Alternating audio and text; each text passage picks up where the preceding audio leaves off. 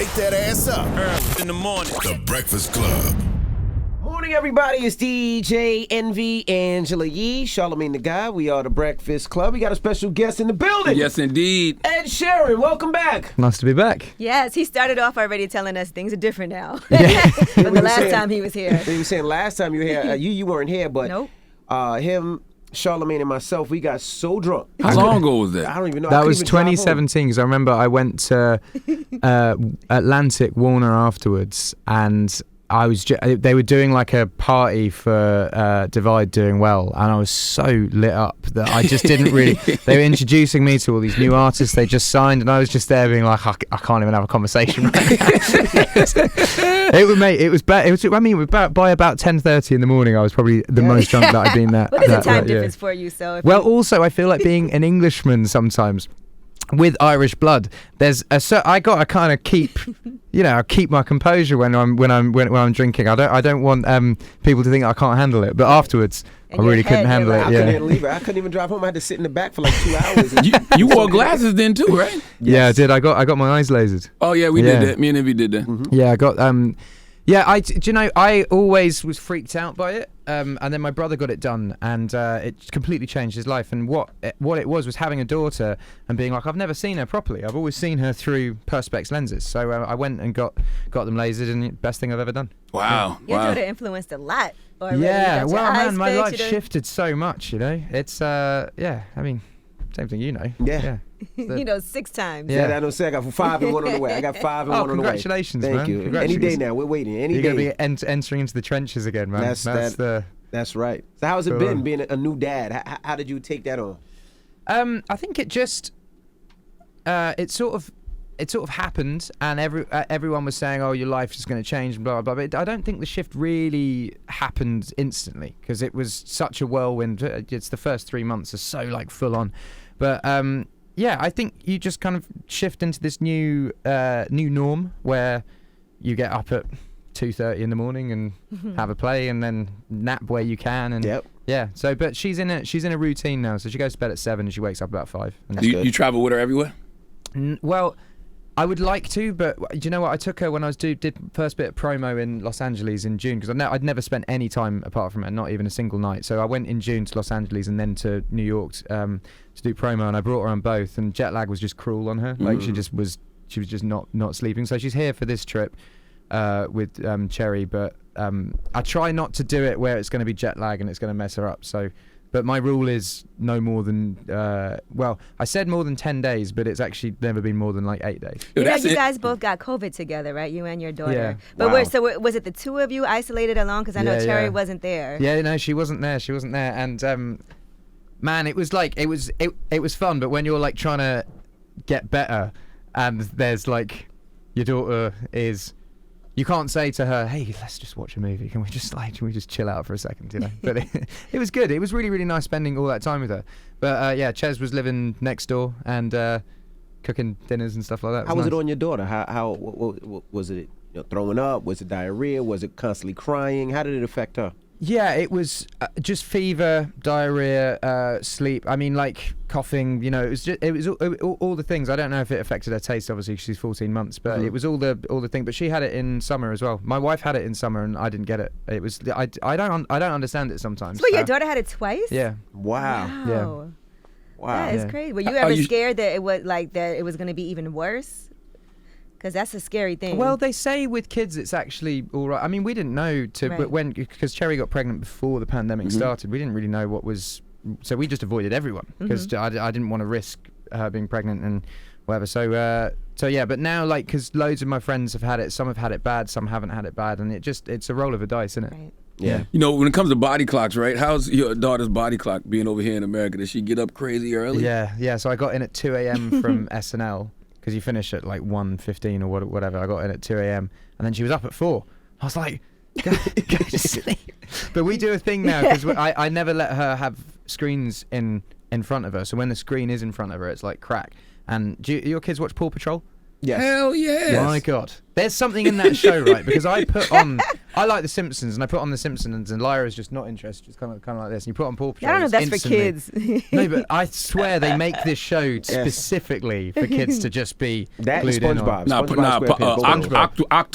Octonauts. Paw Patrol I and haven't got on that Octonauts. yet. Oh I man. haven't got on that. No, I'm just on Paw Patrol because whenever I'd see my godkids, they're always watching Paw Patrol. And Peppa Pig. Peppa Pig too. So Peppa Pig is based on a scrotum. What? Press the A what? scrotum. Google Peppa Pig's dad right now. Huh. Google it. So Google they're gonna like it even more now. What? Shut up. Dude. Peppa Pig's dad is based on scrotums. And so No, Peppa Pig and Peppa Pig's dad, but Peppa Pig's dad will make you realise that, Like balls? bro.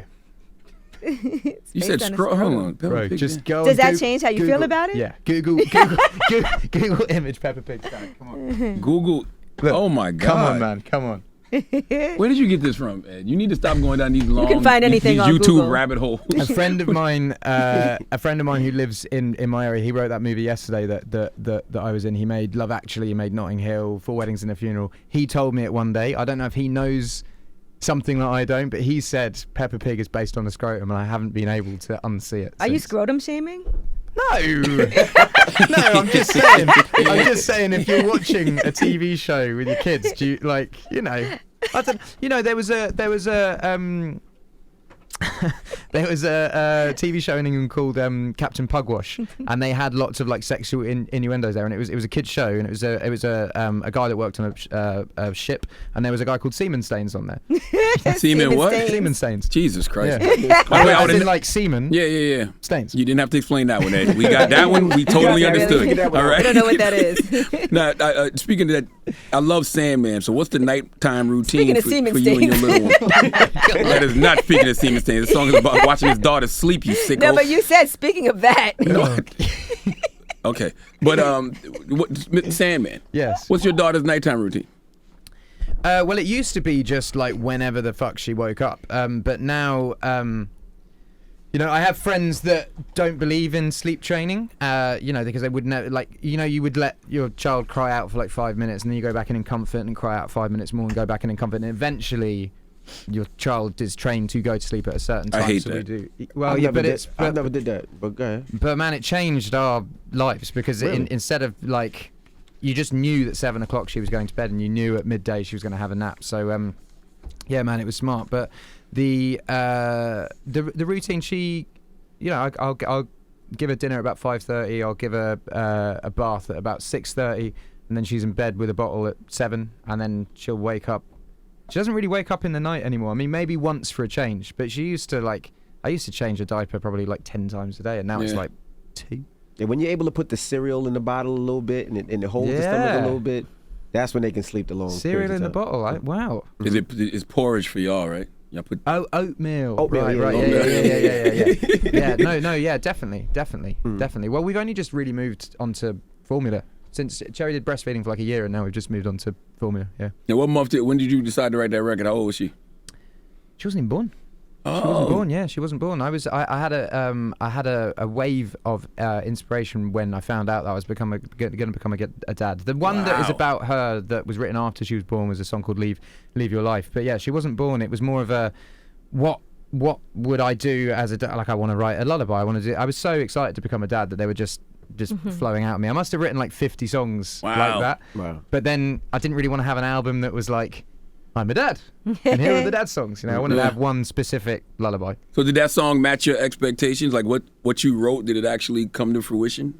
I think so, yeah, because it is a calming song, and I do play it to her, and she does like it. So it does work as a lullaby. The difficult thing now is if you have any more kids, they're going to be like, well, where's mine? Where's my You know? song? You got a whole stash of them. You got a whole stash of songs. Yeah, I know, but I can't have one that I wrote for Lyra and just like pretend it's for the next one. So you're Man, you're working on that. Wow, how do you do it with you got 5 going into 6? How do you do it? Do you have to buy all your kids the equal things? Like if you get one thing. I thought you was asking about the birds and the the bees. I was like, what do you mean? How did he do it? You don't know No, how he did everybody it? gets their own thing because they will fight, they will argue. Yeah. They share, but they all get their own thing. How old's your eldest? 19. And they must be at a point where they don't have to have the same thing. They're kind of like. Well, I mean, the 19 and 17, of course, but like the 8, the 7, and the 5, Yeah. absolutely have to have the same thing. They want to do everything. If one goes into acting class, They all want to do acting class. If one gets a computer or laptop or an iPad, they all want their own. It's difficult like that, isn't it? Because I remember anything that my brother did, I wanted to do, and I remember him in our teenage years getting really like frustrated that I was always wanting to do things because he's like, no, this is my thing, and but it's the same thing. But you look up to your older sibling, don't you? I speak to him about it now, and he thought I was doing it to like piss him off, but I was only doing it because I looked up to him so Idolized much. him. Yeah. What's the age difference? 2 years. So he's 2 Oh, so years. that's different. Y'all both boys. Yeah, close in well, age. and like in our school, all of the siblings were in the years. So his best mate's sister is one of my best mates, and his best mate's brother is one of my. So we kind of all started hanging out together anyway. So I can see why it's like frustrating if you're a couple of years older and everyone's sort of hanging out together. Now, you said you slowed down drinking. Massively. You stopped smoking cigarettes. Well. You did for a while. No, so I do stop smoking cigarettes. I cut out everything. So my vice every now and then is I'll have a cigarette. Every now and then. You lost a lot of weight. Yeah, a ton. And this is You can see it though. Yeah, no, absolutely. Yeah. Is this all for the baby, or because he was like, I want to live longer for my baby. I want to do better for my.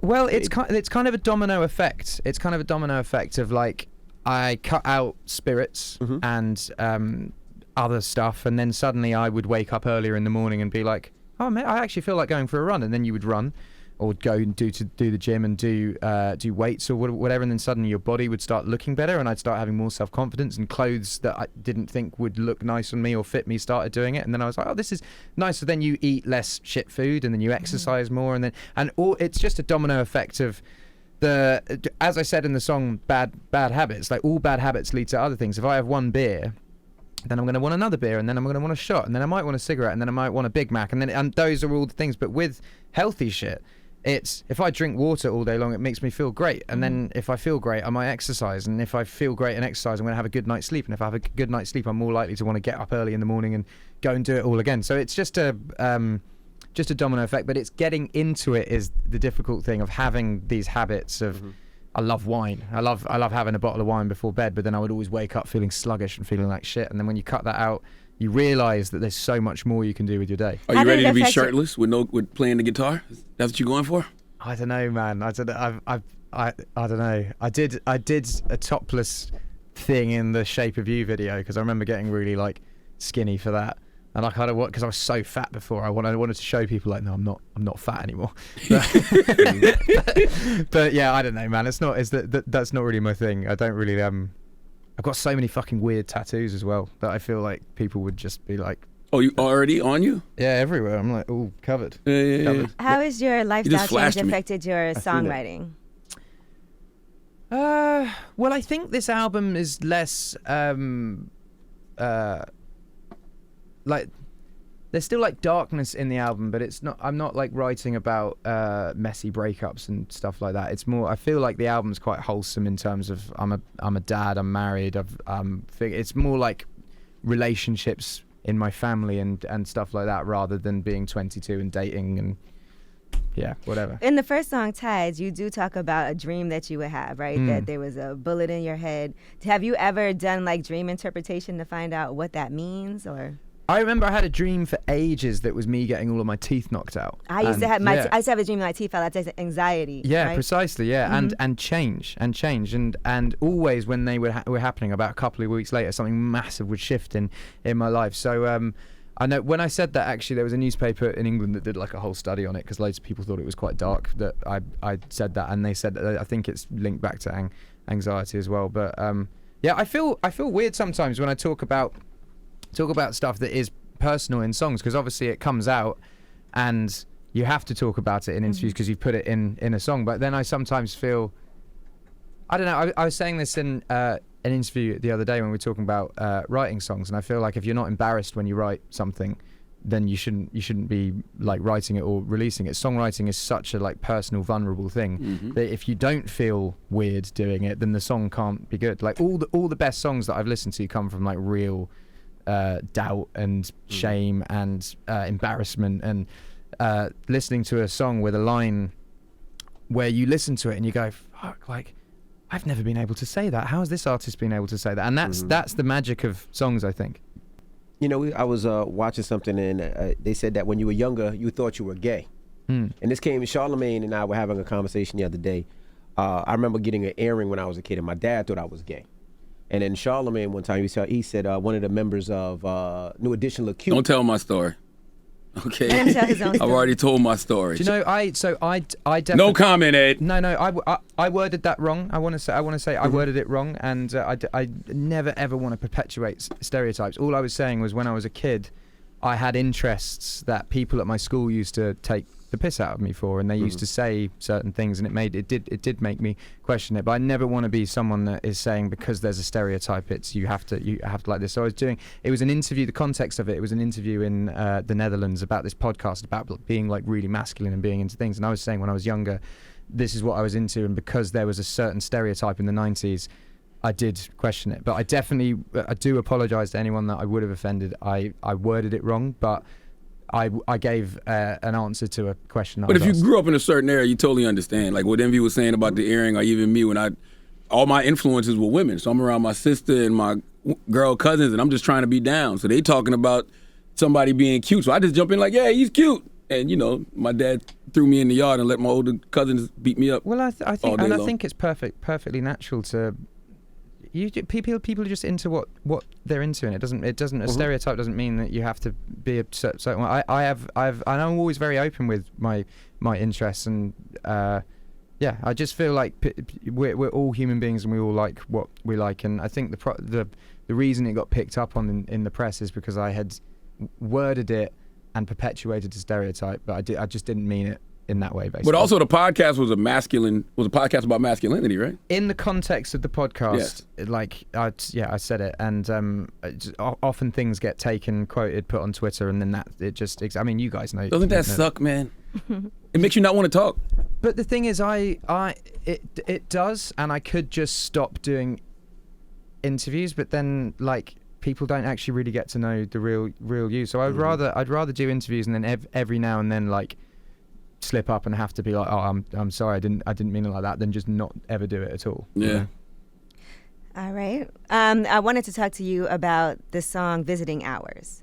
So I know there's times that there's somebody that, like you said, you wish you could go to advice for one of your mentors who passed away. Do you do that in your head, like talk in your head sometimes to people who aren't here anymore? So the guy that Visiting Hours is written about had an amazing sense of humour, and we broke the record for most tickets ever sold in Australia. And he said at the end of the tour, he said, what do you want? I'll buy you any gift that you want in the world. And I said, I want a bronze statue of you. I want you to make a life-size bronze statue of you that you can hold a wine glass in. So whenever you're not in the country, I have someone to drink with in my pub. And so he made me a bronze statue of himself. And in return, I made him a bronze statue of myself that was 10 foot tall, that weighed like a fucking ton, like literally a ton. That's not life size at all, mate. And when I was getting it made, the sculptor, it's in my hometown. The sculptor, it's all sort of secretive, but everyone sees this 10-foot statue of me being made in my hometown that I've commissioned, and everyone's like, this is a bit fucking weird that Ed's getting a massive statue of, like, they didn't know the context that it was like they're just gonna put it in front of your house. Well, yeah, but it was essentially an elaborate practical joke.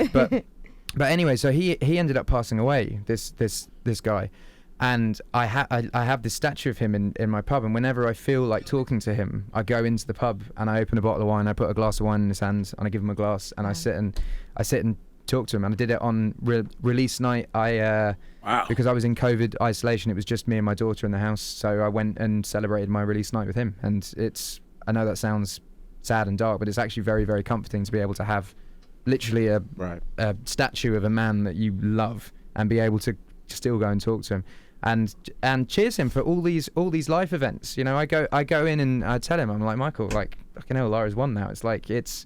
Do you ever feel like he's talking back to you? Do you ever hear him? Sorry, man, I feel emotional now, but yeah, I guess I don't know. Yeah, sorry. Let's talk about Equal, man. Equal went #1 in the UK this past week. What does being successful back home mean to you? Well, I never really expected to have any success outside of the UK. So it kind of, all I ever wanted was to be able to play small theatres in the UK, and I never ever expected to be big anywhere outside of that. And it's kind of this benchmark now that I have gone through periods of my career where they're immensely proud of the underdog and they want me to win. And I've gone through periods of my career where I've kind of got a bit too successful and they go, okay, that's enough now. You're too much. You're on radio, and they don't like the when Sunday Times print the rich list, and they find it uncomfortable if they're reading about me making money and stuff like that. And I'm kind of entering into this period of my career now where, because it's been 10 years of international success, and England as a whole is a small country, and they're very, very proud of their exports. You know, you've got Adele, you've got One Direction and Harry Styles, you've got even, you know, Stormzy. The movies that come out of our country, they end up being massive. And I feel like I've reached this period of my career where there's still disdain, but there is also do you know you had like even like members of your family that you can take the piss out of, but if anyone else does it, you're like, hang on, you can't fucking say Only it. I can talk Yeah, that. I find that about England. I find like England talks shit on me, but if anyone else talks shit on me, they're like, hey, he's one our of ours. guy. Yeah. Are you ever surprised how many hip hop artists love you and love your work? Whether I think it was Rod Wave that came up with one of your Wave. number. And I seen you with I Pat loved Poose that. the other night. Yeah. Did that ever surprise you? Well, do you know, I kind of liken it to Phil Collins, because Phil Collins I'm not accepted by my genre. I don't feel. I thought it was quite telling that my album came out and the only people that emailed me in depth about liking it were like Dave and Stormzy and whoever, like people from the UK rap and UK grime scene and stuff like that. And my peers, largely, I feel, in the pop scene, often don't want me to succeed. It's often like that. No, but But why I do you feel it. that? Why? I don't know. I've never felt accepted by my scene, and I've always listened to rap music. I've always listened to R&B. I've listened to bashment. I've listened to Afrobeat. Like, that's what I would choose to listen to. So I think there's an element of not like when I say understanding the culture. I don't feel like I'm necessarily a huge part of it, but I definitely understand it way more than You relate to it. Yeah, and especially UK culture, because it's like that's what I grew up with, and that's what I've always been plugged into. And I think so the reason I give the Phil Collins analogy is he's largely in the pop sphere in the 80s and 90s was considered quite uncool, but then the hip hop scene love Phil Collins, and they're kind of like, no, I think we liked Heated Tonight. Yeah. Yeah, I don't know if they In the Air loved Tonight. in the air tonight. He's heated in the In air. the air tonight. I don't know if they loved Phil Collins. And he was in Genesis, right? Yeah. I like Genesis too. I'm not gonna I don't know. Anyway, I thought the maybe in the correlation was UK. there. I don't know if here it was like I a don't big. know. I mean, Phil Collins like was Phil dope, but I don't Collins. know. Well, you got the Brandy and Ray J. That was a Phil Collins sample. Which one? Call on the street, somebody help me. Hey, think twice, another perfect day I in don't remember. paradise. Just another day in paradise. What was the big Phil Collins sample? There was a big hip hop song that sampled in the air tonight. I remember he had the song. It wasn't Beanie, right? Was it Feel It in there? Yeah, a couple people sampled it. Huh? Who else? Dying Your Arms tonight? I don't remember. I know Phil Collins can't rap Gangstar Right Where You Stand word for word, though. No. Ed can spit it word for word. You still can spit that word for word? I think so. I don't even want to fight with you, man. I'll leave you right where you stand. You can catch a few shells, won't go right through your polo, man. Usually I'm Dolo and I got a crazy team. Carl Kiss the ride on you, watch for the laser beam. Shit, it's that OG flavor. Remind you of a corner bodega and that OG behavior. Old paint line trying to scuffle with chumps. Long crank, got the vulture pound, plus the double pumps. Trouble something, anyone to stand in the way. I stand and I spray. Fuck if your man's in the way. Your girl want me because I do it better than yeah. Anyway. I said, Ed, how the fuck do you know that? I don't know that. Ed said me and my dude used to ride around in our hoodies through I don't know if it was your town or London, somewhere. Oh mate, yeah, my home. So man, hip hop's everywhere. I mean, it is everywhere in England. More so, do you know what's wonderful now is in the sort of 90s, early 2000s, like US hip hop culture was English hip hop culture, and people would dress and make music and sometimes even rap in the same accent. But now, and I think it's because of streaming services that our number one music genre in England now is British rap, British grime, British drill, British R&B, and it's the same in France. The biggest rappers in France are French. The biggest rappers in Germany are German. The biggest rappers in Sweden are Swedish. And I'm not like US culture influences to a point of like sometimes stylistically and blah blah blah. But also now European culture can also influence US culture, and it's quite a nice full circle moment, I think. And it's just dope. Like, I like Stormzy. I like Dave. You put me on to Dave. I just think they just dope. Like, if you just throw it on. If you can get past, for me, once I get past the accent. Yeah, that's it. The accent. But man, it's the I feel like truth and heart translates with anything. I mean, I can listen to, there's a Swedish rapper I was listening to the other day called One Cuz, and he raps in Swedish, but I still feel it. Like, I like reggaeton. I don't know what they're saying in the reggaeton songs, but I can listen to those and fake sing along. What made you decide it was the right time to get married? Because I know sometimes something happens in your life and you're like, you know what, I just need to get married.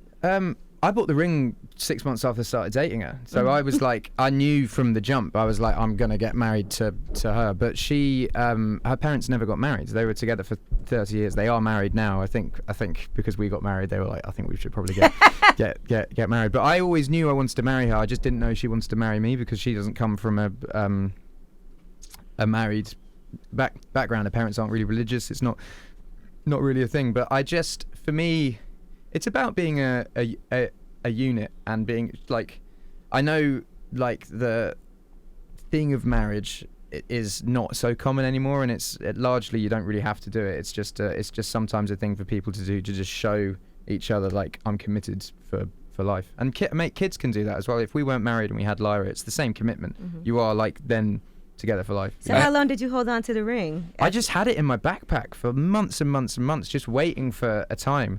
And how many carats was it? It's We're watching what happened over the weekend, being an artist at Astroland. Do you think about that now differently? Because you perform at festivals with 20, 30, 40, 50,000 people. Yeah. And, you don't necessarily, I think about it beforehand. So do you think about it now when you're performing and say, how can we move things differently to make sure your fans are safe? Or I feel like that's such a hot topic. I really don't want to comment on it. I don't want to be the first guy to make like a statement. I think it's such a tragedy, and I hope that I don't want to. That's such a hot topic, man. I feel you. Yeah. Does international success mean more to you than success back home in the UK? To be honest, not. I mean, there's so many UK artists. When I came over to America, the record label gave me a list of all the UK artists that came and failed, and they went, Geesh. Yeah, and they went like, look, these are the guys that tried it, and the reason it didn't work for them is that they didn't slog. They came and did a show in New York, and they came to do a show in LA, and then they fucked off. And what you need to do is you need to go to all the I would go to, mate, I remember my first time going to a pop radio station. I sat down, and the program director sits down, and he's looking at me like this, and he goes, I've got Jason Mraz, why do I need you? And it was... Who? Jason Mraz. I won't hesitate. Oh, gotcha. Yeah.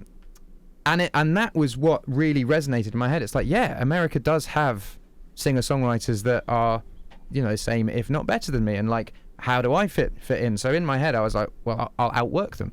I'll make sure that I go to every single station. And I played these like pizza parties where you would go in a little boardroom and like 2 people from the radio station would turn up and you'd play like 3 songs. And I just did that. I toured with Snow Patrol, and I did about 5 tours on my own, and then I did the Taylor Swift tour, and then on all of those things, every single city I was going into 5 radio stations every single day. I was doing I remember doing TV shows in Chicago where I would play After the Weather, and I would try and fit as much of the song in before they cut me off, and I'd get like a verse, so I literally did everything because I knew if I do everything, no one has an excuse for why it didn't work, because I'll be like, well, I did everything, and then just eventually the ball starts rolling, and so the success here did mean a lot, but I would say everywhere. I think being able to break countries where they don't speak your language is a thing that I'm really proud of. The fact that I can go anywhere in Asia and sell 50,000 tickets, or go anywhere in Europe and sell 50,000 tickets, like that's, for me, I don't take that for granted. I was chatting to J Balvin's the same, man, and because he sings in Spanish, but he is huge in Norway, he's huge in Denmark, he's huge in Sweden, and it's, as I said before, like it's the feeling that travels, I think. Your debut single, A-Team, this summer celebrated 10 years. Yeah. What do you think, Ed now would tell Ed 10 years ago? Don't be afraid of failure. Don't be afraid of failure. You don't learn anything from your success. You learn everything from your failure. So whenever you do something that doesn't work and you slip and fall over, don't be embarrassed about it, and don't be like the world is judging me, because largely people don't remember the failures. Like I've had so many things that haven't worked, but all people talk about are the hit singles or the gigs that you've sold out. And as I said, I'm talking about it now. I've spent like 3 years going into boardrooms where people just gave no fucks, and I came with singles that were hits in my own country that just bombed here. You know, I think Lego House went to like 153 or something like that, and that largely is a failure, but no one talks about that. Do you ever have any grudges against people who didn't treat you well in the beginning? No, because I get it. It's the music industry. It's like I definitely had grudges when I was younger, because it knocked my confidence so much that I didn't believe that I could do it. But then when you can't have grudges if you're like having success, you know, you just have to be everyone's where they are, and I'm sure people largely regret some things, but also it's part of life. And if I came over here and it was a breeze, then I wouldn't. This is the thing. The success that I have, I feel I've earned it, because of the failures. And if I'd have come over here and I released my first single, Billboard #1, first album, Billboard #1, all of my tickets sold out, would I appreciate it? Was anyone exceptionally nasty though, where you had to like later on be like, so you know, feels good to come back here and see you? I just wouldn't do it. The people that were not exceptionally nasty, but just like I just didn't rate them, were like in England. There's some like big musicians that we all grew up listening to, and I remember the first time meeting one of them. I was at the Brit Awards, which is like our Grammys, and I'd won a Brit. And I remember and bear in mind he's like a massive cultural figure in our country, and I'm sitting with my dad. And this guy comes over and he sits down next to me. I've just won my first award. And he goes, I think your music's terrible, but if you work with me, we can make good music. And I was kind of like, why can't you just say well done? And my dad's there sitting, kind of looking at him, being like, oh, my son's 20. What are you doing? This is like his first award show. And anyway, like, he came up to me at the party and apologized, and then doubled down. He was like, but your music is terrible. But anyway, so he was a writer, or he was an artist? He's an artist and a writer and everything. Is he massive? Yeah, well, I mean, he was, but he I bumped into him again recently, and I don't think he remembers that. Right. So he was like, "Oh man, how are you?" And I was like, "No." So well, just like I just wasn't interested. So they're not that I hold grudges, but again, when something knocks your confidence that much, like I meet new artists now, and even if I'm not like a fan of their music, I'll be like, man, congratulations on what you're doing. Like, it's so fucking good that you're. You know, I was 20. I was 20. No one thought I could do it, and I've gone and won the biggest award in UK music. Just go up and say, congratulations, and that's all you need to do. So yeah, it's not that I hold grudges, but like I'm not trying to go out for a pint with that dude. Has this person had more hit singles than you? Not now, no. Okay. No, he's never had a Billboard #1 single, never had a Billboard #1. He might have had a Billboard #1 album, but I definitely sell more tickets than him. But just like at the time, I didn't, and but now we're sort of equal, if not, I've done better. So you never worked with him? Huh? So you never worked with him? No, and I never would. I'm just like, you do your thing. And man, he doesn't need to work with me, but also like, this is why I really like Elton John. Like, Elton John rings up artists if he likes their music. He doesn't like, there's no like sly digs here and there where he's like, oh, this guy's getting successful, let's like put him back in his place. And you know, if you give someone confidence, the sky's the limit. And he's If I guess who the artist is, you got to tell me. Nah. You're not gonna guess. You wouldn't know. It's not somebody Noel in the Gallagher. UK that's you. I know people. It's not that. It's not Noel Gallagher. Noel has, you know, he's said stuff about me, but also like I played the Teenage Cancer Trust gig for him that he was running. So now like we now get on because I've done some charity stuff with him, and like I think he respects what I've done. I think he said he couldn't live in a world where I headlined Wembley Stadium, but I'll have played it 12 times by the end of next summer. So like I don't. The world still wants to see me in Wembley, even if he doesn't. Speaking of charity, you gave what, 200-something thousand pounds to your old school to provide mental health services? Well, so the UK, public school in UK is actually private school. Mm-hmm. So when you guys say public school here, I know it's public school, but in UK we call it state school. So I went to a state school, so it's state funded, and I had a great music teacher there. I really enjoyed art there. I really enjoyed drama. And then my music teacher a couple of years ago came to me and he said, look, like the arts is severely underfunded now. There's a new government in and they've cut the funding.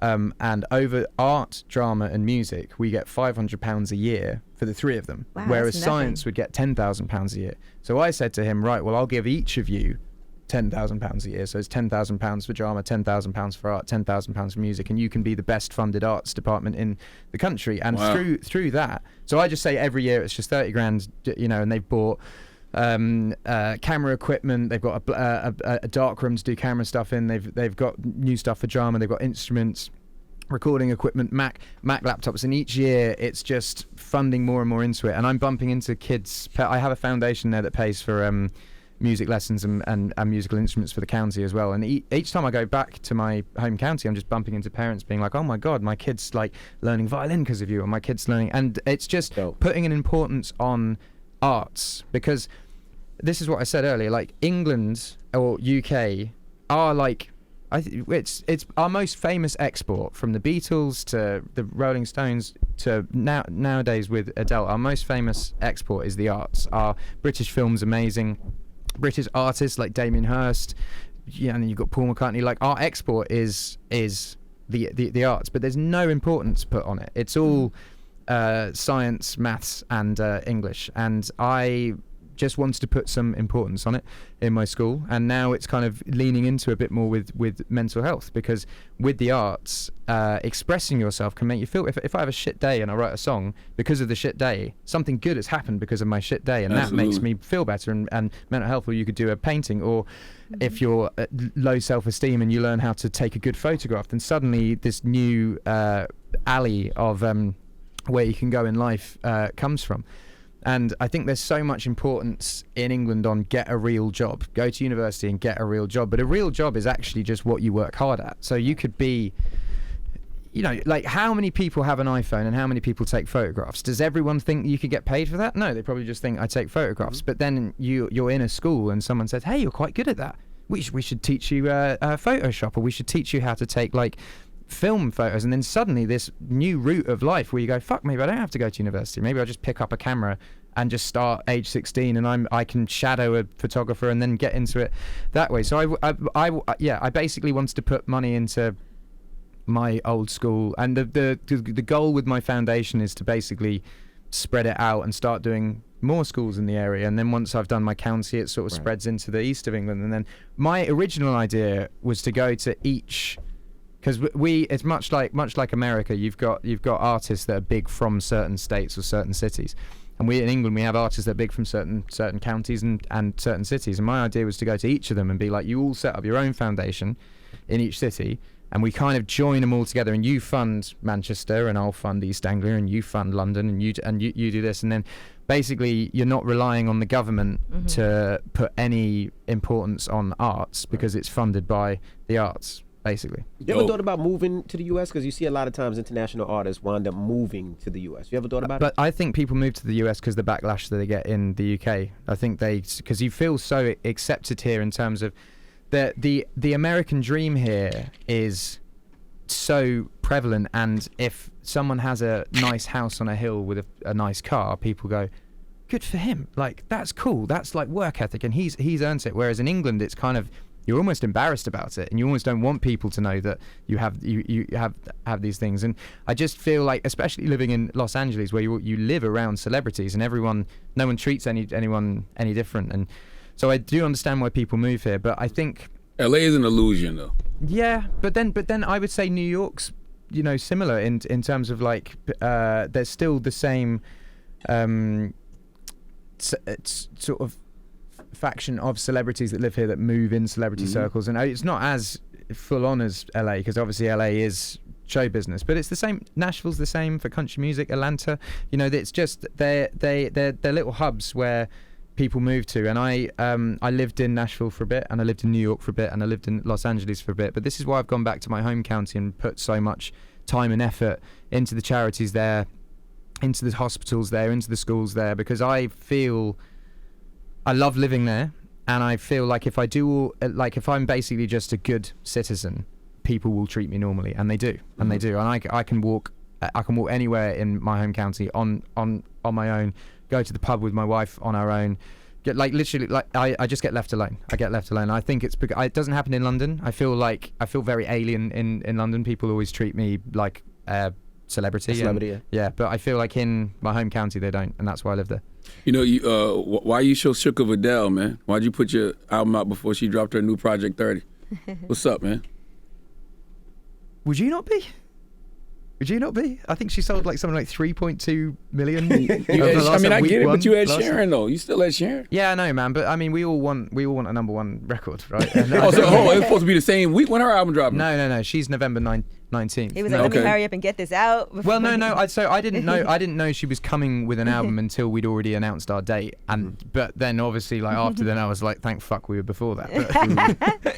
But yeah, man, she's the biggest artist in the world. She's the biggest artist in the world, and she hasn't dropped in a while.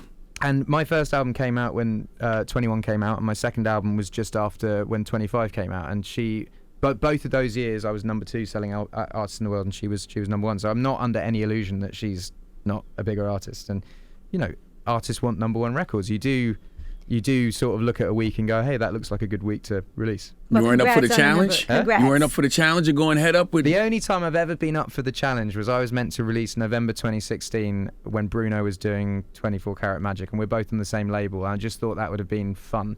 A kind of pop version of 50 and Kanye. Yeah. And I thought that would have been fun, but then I ended up pushing my album back to March. But that's the only time I've been like, that could be fun. Let's go for it. Did she hit you about that? Like, thank you, or... Who? Adele. About what? I'm saying, did she hit you about moving your album up? I didn't. He already announced it. I didn't move my album up. I didn't know she was releasing until we'd announced it. Oh yeah, there was sort of talk that she was having stuff printed at a vinyl, because there's basically vinyl factories. There's not that many of them. So Taylor was having hers printed on vinyl, ABBA was having theirs printed on vinyl, Elton was printed on vinyl, Coldplay was printed on vinyl, and I was printed on vinyl. And there was word that Adele had booked out a couple for vinyl. So everyone sort of knew she was coming, but no one knew the specific date, basically. Gotcha. Now, you have this song called First Times, and you've had a lot of accomplishments already. Like you said, Wembley Stadium, selling that out. Now you have a daughter, and we all remember our first times of things. So are there any things that you haven't accomplished yet that you're like, okay, I still need to get this done? I think career-wise, I don't want to be... I'm not chasing breaking records anymore or being bigger. I think that's where you start getting into a stage where you can disappoint yourself with I have the biggest streaming song in the world, and if I release another song to be the biggest streaming song in the world, likelihood is it's not going to be, because one came out. It's like a zeitgeist time where it, I'm not in that frame of mind anymore. But I think the thing with success, I mean, as you guys know, you have a initial period where it blows up and it's huge, but then the trick is sustaining it. The trick is actually, I look at Coldplay. Coldplay are 23 years into they're 25 years as a band, 23 years as success, and they're still played on pop radio. They're played next to Kid Laroi and Olivia Rodrigo, and Chris is almost 50, and he's still making music that is in the conversation. And he's not number 1, and he's not number 2, but he is top 5. And I think that is a real skill, and I would love to be in the conversation in 10 years' time. I don't feel like I have to be the number 1 artist anymore, because I feel like once you've done that, you've done it. I'm not obviously with albums you might want a number 1 album, but in terms of being, I've been the biggest selling artist in the world for a year. I've sold the most tickets in the world for a year, and I feel like if you're trying to beat that every time, largely you're going to disappoint yourself. So it's more about just carrying on having a career. What was your first kiss like? Oh man, I remember it was in this girl's house, and I remember Elton John. Guess why they call it the blues was playing in the background. I remember it so clearly, and I remember being like, I read Harry Potter, and there's a bit in Harry Potter where he kisses Cho Chang for the first time, and then he goes back to Ron and Hermione and said, "How was that?" And he just goes, "Wet." And I just remember having a first kiss, being like, "Oh, he's right. This is like, you expect it to be, I guess, kind of dry, I guess, but it's like clean and neat." Yeah. It's kind of sloppy, isn't it? So it was wet. It was wet. So your first time having sex, was that? Oh my gosh. I'm sure it was wet too. Would you use the same word to describe that experience as well?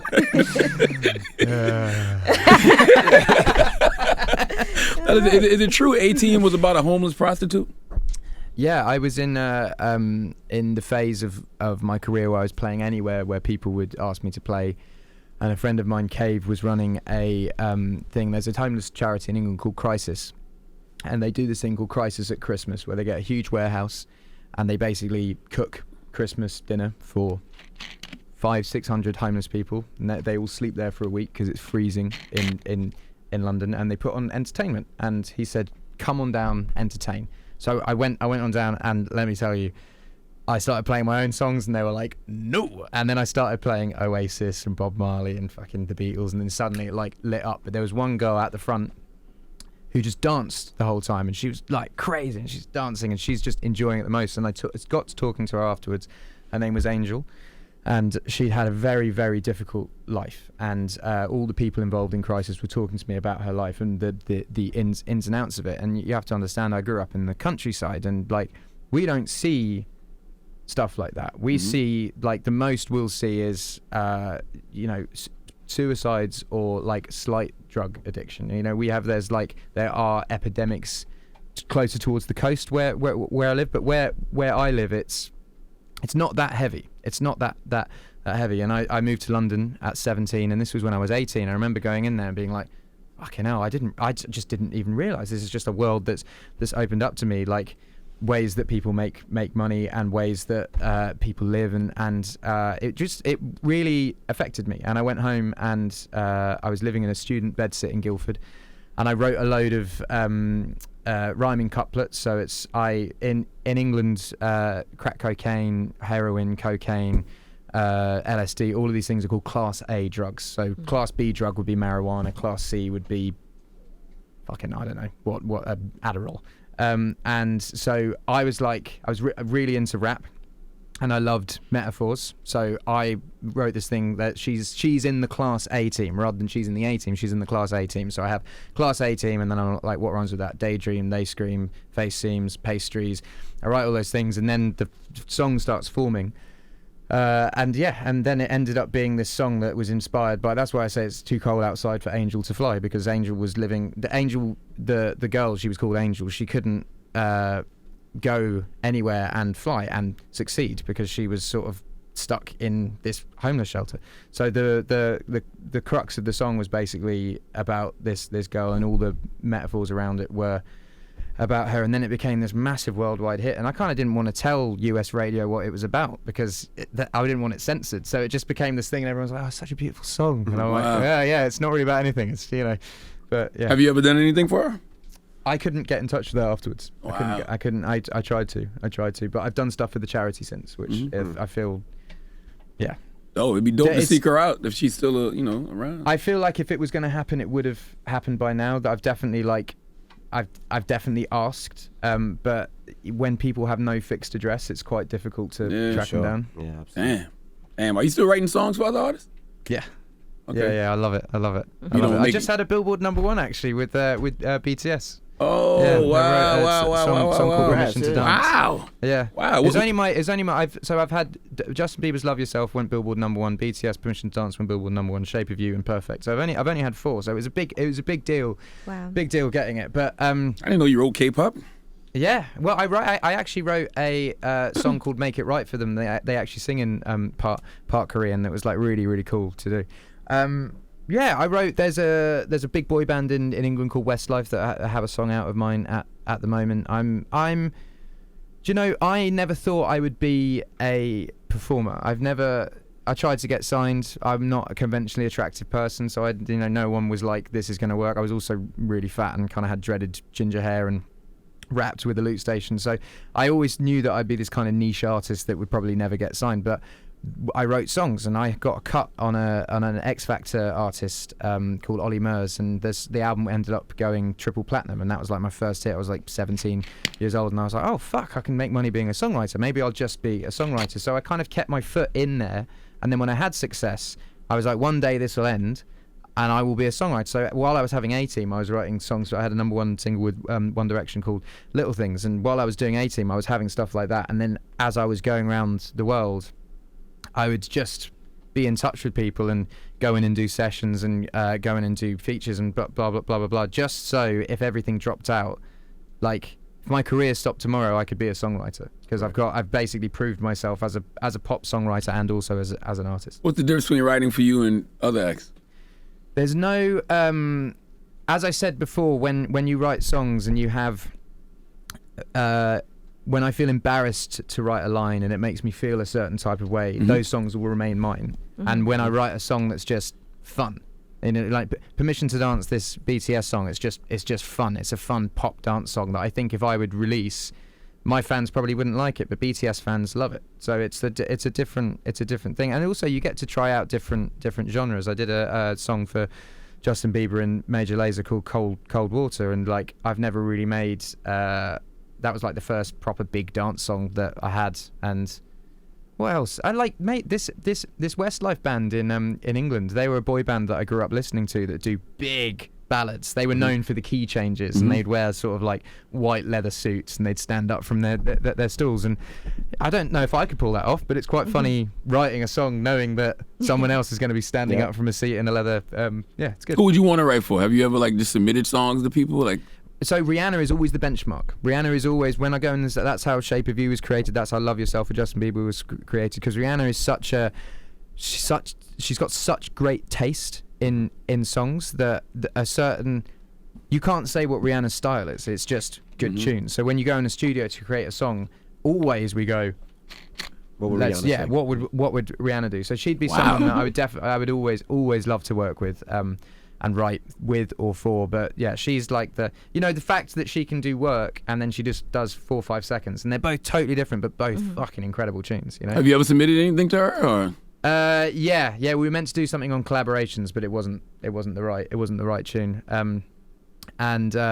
How did that make you feel knowing she has such good taste but hasn't picked any of your songs yet? Goodness gracious. Be honest. Well, do you know, it happens so I'd submitted songs to Beyonce before, and she hadn't picked any, but then I did Perfect and she wanted to sing on it. So it's like I know people rate me. It doesn't, but sometimes the songs aren't the right songs, Gotcha. Have you ever recorded music for yourself that is not a typical Ed Sheeran song and then thought about putting it out and changed your mind?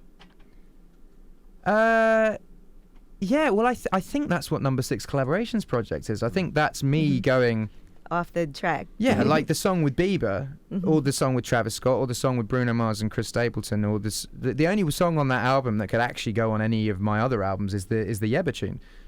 But I think that whole record was just about, hey, let me just do stuff I can't usually get away with. That's going to be fun. And I think largely it confused a lot of people because my fans are fans of me for the type of song with Yebba, and are they going to really connect with the antisocial song with Travis Scott, or are they going to want a rock tune with Bruno Mars and Chris Stapleton? But it was so fun to do. Do you feel like sometimes your fans keep you in a space where like they have expectations and? Yeah, well, no, but this thing is that they don't keep me in that space. They just exist in this space where nothing's better than my first album. It's the thing, it's like Nas Illmatic or Drake Take Care. There's a view of certain albums where people go, oh, you need to make that album again. But that album's been and done, man. And people are in love with the memory of the time of the album. My first album was a lot of people's first summer going to festivals, first time they learned how to drive cars, first relationship like 18, with their girl. right? Yeah, and first breakups, and they're in love with first time they moved to university. They're in love with that memory as well as the album. If I were to release Plus now, no one rates that. Like, people listen to it, be like, Ed, you gotta grow up, man. No, exactly. Yeah, exactly. So all I can do is write about what's truthful to me now. And I am a dad, and I am 30, and I am going through a quarter-life crisis where I'm questioning like who I am outside of music, because my whole persona is Ed Sheeran, the artist. But when I got off tour, I was like, well, who the fuck am I if I'm not on stage with a guitar? Like, what is life without career? And you can become a caricature of yourself without even realizing it. Yeah. Well, and then have no other choice but to just keep being on, that character. Yeah. And I feel like becoming a dad has been. I now have a different persona. I'm Lyra's dad. I'm not like Ed Sheeran the artist. There's also another persona that I can fit into and do well at. Her middle name is Antarctica? Antarctica, yeah. Where did that come from? Just why? So we had tried for a while to have a kid, and we'd started going to doctors and figuring out what was up, and I'd done the whole, we did a lot of tests, and the doctor just said, when you're back from your trip in Antarctica, we'll like actually sit down and work out a way to do this. And then we went to Antarctica, and Cherry got pregnant. Wow. And I did think it was a miracle. And so that's why I was like, we should have this in the name. I have to, she'll get older and be like, but I think it's nice to say that, it's not a getting older. I thought when you're a kid, you get married and have kids, and then that's that. And now I'm in my 30s, and my friends are trying to have kids, and I was trying to have kids, and I've got other people that are trying to have kids. It's not a given. Right. No, it's not a given at all. And it is a real blessing when it happens. And Absolutely. if we never have another kid, I'm happy with that. We got the opportunity to have one. Absolutely. And I wanted it in the name to signify that. I think this is the reason why it happened. A lot of it is mental, and it's about relaxing and not trying, and just being like, whatever will be. So many friends of mine have been through, time and time again, trying different things, whether it's IVF or whether it's like making sure you're having sex on exactly the right time at the right day, and then they'll go to a wedding or something and get pissed and relax, and then They get pregnant. Yeah.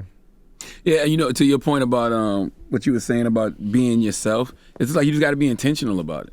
Like, you can't listen to the opinions of other people and be making music because this is what people want from Ed. Like, Ed has to do what Ed wants for himself. Well, it's a career at the end of the day, and I have to stand by everything that I've done proudly, because as I was saying to you yesterday, if you make a hit that is designed to be a hit and then it's not a hit, what is it? Like, what can you stand by it? If it's not actually Billboard #1, can you stand by it and be like, I'm proud of this? So I want to be able to stand by every single album, win or lose, and be like, this is my best bit of work. Like it or lump it, rather than try and fit into boxes. And I feel like people listen to this record and they judge it based on production, thinking that I am trying to fit into boxes, but I made a record that I really love, and it will exist how it exists. And if it's my biggest, it's my biggest, and if it's my smallest, it's my smallest. But like, I'm proud of it. I'm proud. There's no embarrassment of it if it hadn't have done well.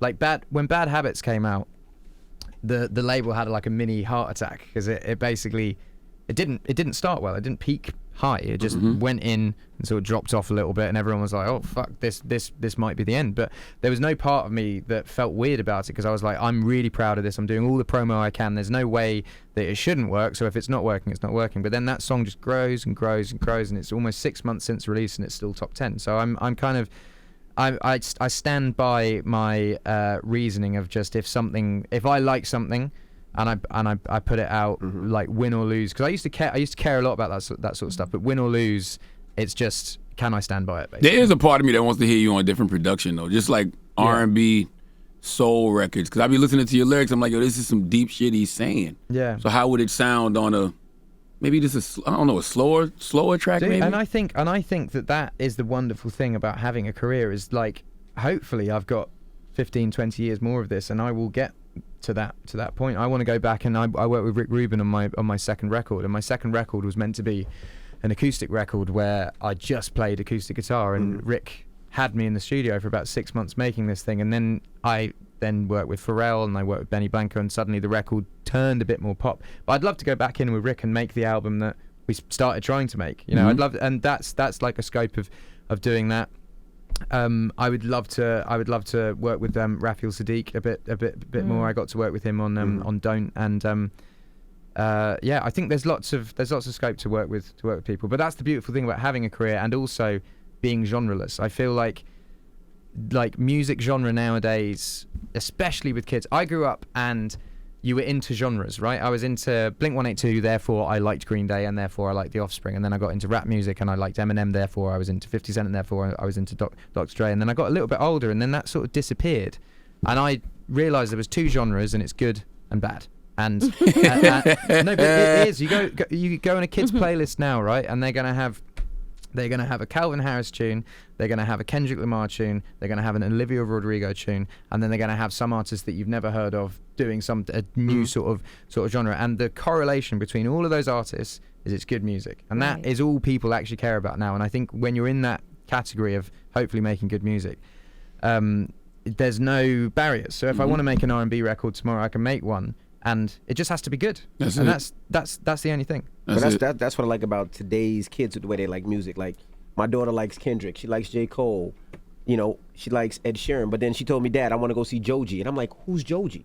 You know, I had to look it up, and he's I guess he's an Asian artist that, you know, but she just likes good music. Has nothing to do with any other artist that she says, but she just likes good music, and that's something that I think the kids take to another. There's no genre. This is what's great about the foreign language stuff now, is like good music doesn't have to be something that you necessarily understand. You know, K-pop's getting massive, J-pop's getting massive, Mandopop's getting massive, reggaeton's getting huge. Also, like Afrobeat is getting really big. Amapiano.